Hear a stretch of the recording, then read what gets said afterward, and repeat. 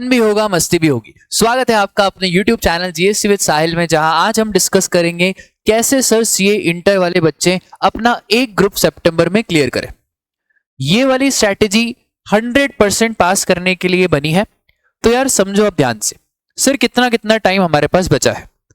तो जुलाई में हमारे पास 16 डेज बचे हैं, अगस्त 31, सितंबर 11, टोटल डेज हो गए हमारे पास 58।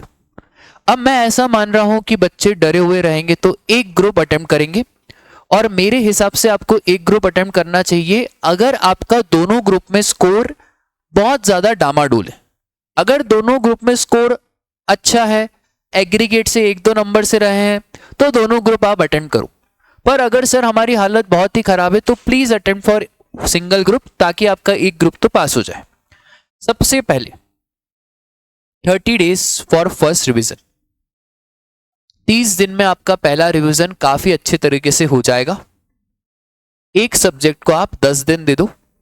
अब ये जो आप पहला रिवीजन कर रहे हो, इसमें आपको स्टडी मटेरियल, फैकल्टी के notes, RTP, MTP, question paper, पूरा कॉम्प्रिहेंसिव रिवीजन होना चाहिए first revision. Sir pro tip, हर टिप के बाद एक प्रो टिप है। Pro tip is study with new notes. देखो क्या है ना, पुराने नोट से पढ़ेंगे तो पुराने की याद बहुत आएगी। ऐसा होता है ना लड़कियों के केस में कि अगर उसको छोड़ेंगे नहीं जब तक नहीं बनाएंगे कैसे, उसको छोड़ोगे तभी नहीं बनाएंगे ना। तो यार पुराने नोट्स को आग लगाओ, माचिस की काड़ी लो, यूं जलाओ, घासलेट डालो, पुराने नोट्स को ओम नमः शिवाय कर दो, नए नोट से पढ़ो। मेन क्या रहेगा ना, नए नोट से पढ़ोगे तो एक नयापन भी रहेगा, और फिर आपका वो जो जील खोया हुआ है वो वापस से आ जाएगा। एक और प्रो टिप, फर्स्ट रिवीजन में ही मार्क कर लो आखिरकार कौन कौन से टॉपिक्स हैं जो आपको सेकंड रिवीजन में देखने। अक्सर बच्चे फर्स्ट रिवीजन भी पूरा करते हैं, सेकंड भी पूरा करते हैं, तो फिर राजा रिवीजन का क्या मतलब हुआ। सेकंड, जितना टाइम फर्स्ट रिवीजन में लगता है उसका हाफ टाइम आपको सेकंड रिवीजन में लगेगा। तो सेकंड रिवीजन में आई एम अज्यूमिंग आपके पास 15 डेज। अब यहां पे आपको कॉन्सेप्ट तो 100% रिवाइज करने हैं, बट क्वेश्चन सारे नहीं करने। क्वेश्चन अब आपको सिर्फ वही करने हैं जो आपने फर्स्ट रिवीजन में मार्क करे थे। सर इसका क्या प्रो टिप है, लास्ट 1.5 डेज की स्ट्रेटेजी सेकेंड रिवीजन के साथ ही बना लो, ठीक है। उसके बाद नाउ अब आपका टाइम आ चुका है कि जब आप मॉक टेस्ट दो रिवीजन के बाद अक्सर मॉक टेस्ट देना चाहिए। बिना मॉक टेस्ट के अक्सर आपको पता ही नहीं चलेगा कि हम क्या मिस्टेक्स कर रहे हैं, और जब तक ये नहीं मालूम पड़ेगा मिस्टेक्स क्या कर रहे हैं तो उस मिस्टेक्स को इंप्रूव कैसे करेंगे। First mock test allocate 6 days, 2 दिन 2 दिन 2 दिन, 6 दिन में आपका मॉक टेस्ट हो जाएगा।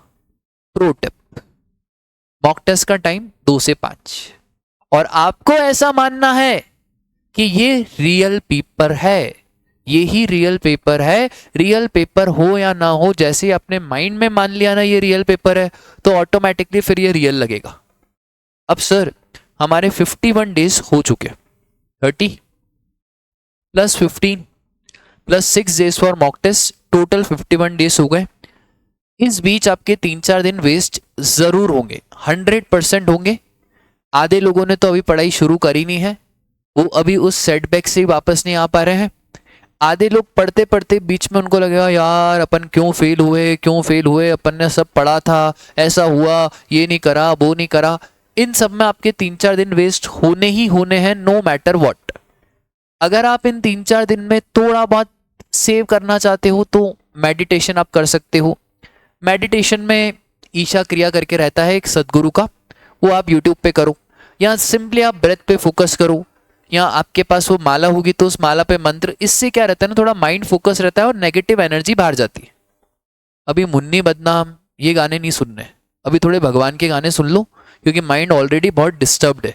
माइंड एक फेलियर देख चुका है, और आधे बच्चे अपने जिंदगी में पहली बार फेलियर देख रहे होंगे। तो माइंड इतना डिस्टर्ब्ड है, तो उसके लिए आपको पॉजिटिव सॉन्ग्स ऐसे सुनने पड़ेंगे ताकि वो माइंड वापस से रिजुविनेट हो जाए, ठीक है। फिर sir get ready for your first paper, at least you have to give 3 to 4 days for first paper.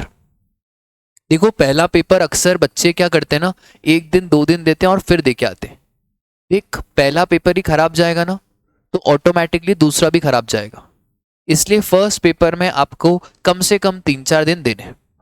Sir paper हो जाए उसके बाद क्या देखें, इसमें इतने नंबर, इसमें इतने नंबर, इसमें इतने number. Don't analyse your paper, throw as soon as it gets over. जैसे ही खत्म हो जाए उससे वास्ता खत्म, अगले पेपर की तैयारी करो। देखो सारे पेपर पोर्टल पे अपलोड हो जाते हैं, तो कोई मतलब ही नहीं है पेपर को एनालाइज करने का। करना ही है एनालिस, जैसे ही आपके सारा पेपर हो जाए वैसे ही आप एनालिसिस करना शुरू कर देना। पर अभी पेपर के बाद immediate analysis is not advisable. MCQs are game changer. 30% MCQ आप मानो या ना मानो वही आपको पास या वही आपको फेल करते हैं, और आप एमसीक्यू की प्रैक्टिस ही नहीं करते हो। वीओएस पोर्टल पे एमसीक्यू क्यों दिए हैं? आपकी प्रैक्टिस के लिए। इंस्टीट्यूट ने स्टडी मटेरियल में बीच बीच में एमसीक्यू क्यों घुसा है? आपकी प्रैक्टिस के लिए। तो भाई एमसीक्यू करने पड़ेंगे। और अक्सर बच्चे क्या करते हैं ना, फैकल्टी के वीडियो चालू करते हैं और बढ़िया फैकल्टी पढ़ाएगा एमसीक्यू। भाई खुद भी कुछ कर ले। फैकल्टी बन गया चार्टर्ड अकाउंटेंट, तेरे को बनने के लिए खुद दिमाग लगाना पड़ेगा ना। यूट्यूब रिवीजन, मैराथन, देखो हम भी ये सब लेंगे, मना नहीं है, बट आपको अपना माइंड लगाना पड़ेगा। जब तक आप अपना माइंड नहीं लगाओगे तो फिर वो एग्जाम में दिमाग नहीं चलेगा, और अगर एग्जाम में दिमाग नहीं चलेगा तो फिर राजा पास कैसे होंगे?